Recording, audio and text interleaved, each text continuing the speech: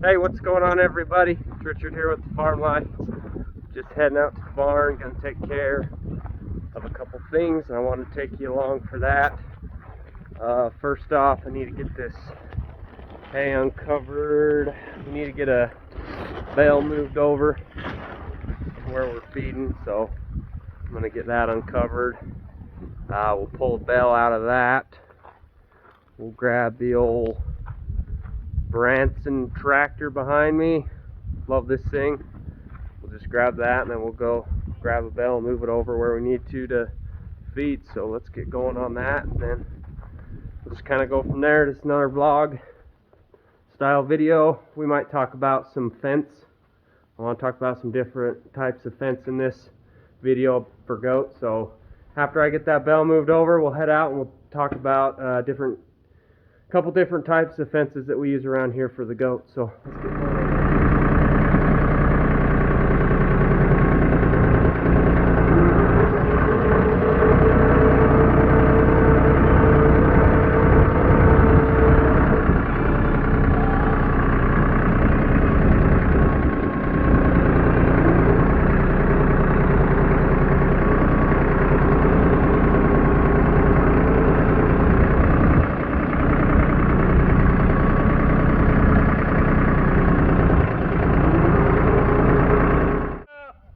Alright, now that we got that taken care of, we'll be able to feed the does. So that's the first thing I wanted to get crossed off the list in this video. But I also wanted to talk about some different types of fencing that you can use for goats. If any of you have goats or are looking into goats, they can either make or break what your neighbors think of you, for sure. I know growing up, I didn't have very good fence at all, and my goats were always in the neighbor's property, and it's not a good thing when your goats are getting out every day. Ends up making your neighbors not like you, and can kind of create some enemies. So you need to always make sure you have good fence. So with that being said, let's talk about a couple different types of fencing that there is that we use around the farm for the goats. Alright, the first type of fencing that we're going to talk about is by far probably the best fencing you can buy. This is what we have around the whole perimeter of our property. It is a little bit pricey compared to most other types of fencing, but it is worth it, and I think everybody should have this on their, at least their exterior or around the outside of their property, because it works just really good. This is a 5-foot high no climb horse fence. If you can see how small the squares are, nothing's getting in and nothing's getting out of that.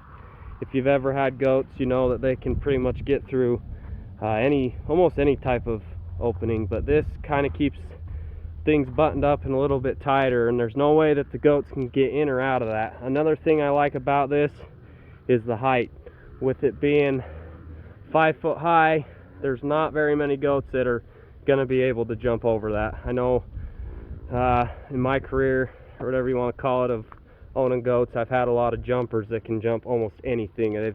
We've had short field fence with a couple strands of barbed wire, and they're able to just jump right over that. But this fence is tall enough to where nothing's getting over the top of it and nothing's getting in either. Another thing that I like to do with this fence is when we put this in, I made sure that I had enough clearance in the bottom of it so I could go back around on the inside and the outside and just kind of bury it in. If you see that, another big thing that I always had problems with my goats growing up is they would always go underneath the fence as well as over the top. So with this, I was able to kind of bury it and keep it snug to the ground so nothing is able to get under that either. Just kind of want to show you, I need to get this fixed over here, but if you look at this, this is probably going to become a problem because it's not flush with the ground, and you're going to have goats trying to eventually get underneath that, or you're going to have other predators trying to come in the outside and just sneak right under that. So I need to get this fixed before we get any issues with that. But I like to bury the bottoms a little bit so nothing can get underneath, and I like the height of this so nothing can jump over the top of it either. So this is probably one of my favorite types of goat fencing to have. It's really safe and secure, keeps the animals in real nice. So this is going to be my number one. So let's go check out a different type of fence we have. So I had a chunk of this laying around. I'm going to eventually turn this into a kidding panel, but this is just your regular hog fence or hog panels. They come in 16-foot lengths. This is really good rigid wire. I really like these panels because they start out close to the bottom and then the squares get bigger as you go to the top. The only problem with these is that they aren't very tall. So these work really good if you're putting something along the bottoms or if you have something going over the top of them. But if you're just trying to free span these panels, I don't like using these hog ones because the goats are able to jump right over the top of it. I've tried using them before. I've tried putting a strand or two of barbed wire along the top, and it just doesn't work. They just jump right over the top of it. So I really like the close-up squares on the bottom. I just wish these were taller. I think you can buy them taller with the smaller squares at the bottom, but that's the only downfall to these. So what I like using these for is we put these on the bottom of our homemade panels for our kidding pens. As you can see in that one and this blue one we made in one of the last videos, they're just made out of the hog panel, and then up at the top we have these top rails so nothing can jump over. But this works really good for keeping the kids in their pens and keeping them from getting in and out, going to the other kidding pens, or just getting out into the bigger area with the other goats. So I really like using the hog panels if we're building panels, or if we're able to put something along the top to give it a little bit more height to them. But other than that, I would not suggest using only hog panels to try to keep your goats in. So these are the hog panels for you. Little short, but I do like on the bottoms how close they are together. Keeps everything from going back and forth and keeps all your kids in. So that's what we like to use these ones for. Let's head on to the next one. Alright, the next type of fence we're going to talk about is just your standard cattle panels. These come in 16-foot lengths, really rigid wire. They're about 5 feet tall. They're built just like the hog panels, but they're a little bit taller. And if you come and look at the bottoms of these, the squares aren't as close together as the hog panels. This is what I don't like about these, because as you can see, these goats right here, they're trying to get through already. The squares are so big on these that they just like to stick their heads through, and depending on what their horns are like, I end up having to get goats' heads out of these all the time. So for that reason, I hate using these. I wish the squares were a little bit closer at the bottom, just to prevent the goats from getting their heads in and out. However, we had to redo this fence not too long ago. I had a whole bunch of these laying around, so we used them. They work pretty good. I have them stapled to the posts, and they're pretty tight, so they keep this area looking kind of neat, but they're kind of hard to use too, because the goats get rubbing on them from each side of the fence, and as you can look down the top of this, it kind of bends them. So they're pretty rigid for the most part, but when the goats are leaning on them back and forth, they just kind of bend. So I like having these around for temporary use. I'm gonna have to figure something out for this fence line. We had a different type of fence on there before, but we had does on both sides of the pastures, and they would sit and fight back and forth, and they just destroyed this fence. So we put this up.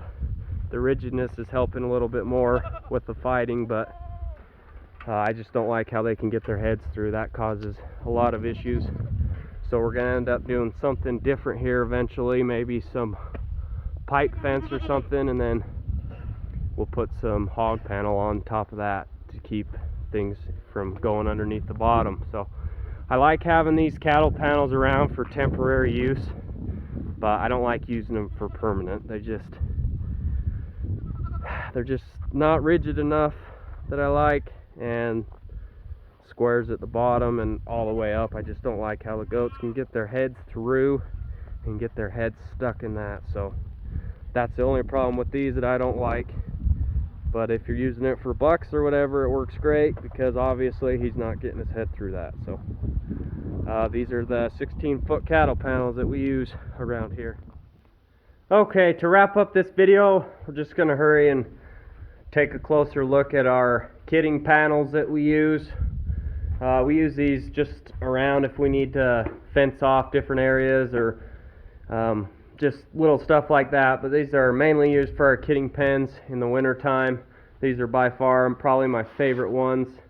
They have the sheeting around the bottom of them, which I like. It just keeps privacy for the does and the kids while they're giving labor, and it also helps just kind of keep the heat in a little bit better. So that's the one thing that I like about having that along the bottoms of these, is just those specific reasons. So we're using these for our kidding pens, and like I said, we have used them out and about before, but these are a little bit shorter than I like. I have had problems with goats jumping these before, so I wouldn't recommend using temporary panels like this for big wide open spaces where they have a chance to get a running start, and sometimes have them jump right over the tops of these. So we like using these, and also, like I've showed you before in past videos, these homemade panels that I build, we like using these as well. I put the bottom rungs close enough to where kids can't get back and forth, but it just doesn't provide or allow the privacy like these ones do. The goats can see through and see what's going on in the other pens, and sometimes when they're trying to give labor, that distracts them from doing what they need to do, so it just makes the process longer. So we got those panels we're using for pens, and these ones as well. So anyways, we just had to get those couple things taken care of this evening. We're supposed to have some snow blowing in this next week. I hope.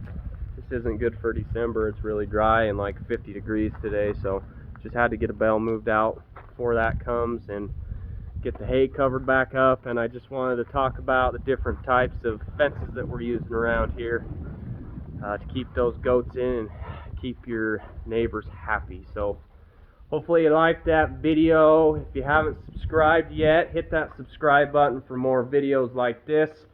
If you also have some more topics that you'd like me to cover, if you could put those down in the comments section, that'd be great, so I kind of have some ideas of what people are wanting to see and learn. And of course, like the video. So anyways, thanks for watching, and until the next one, we'll see ya.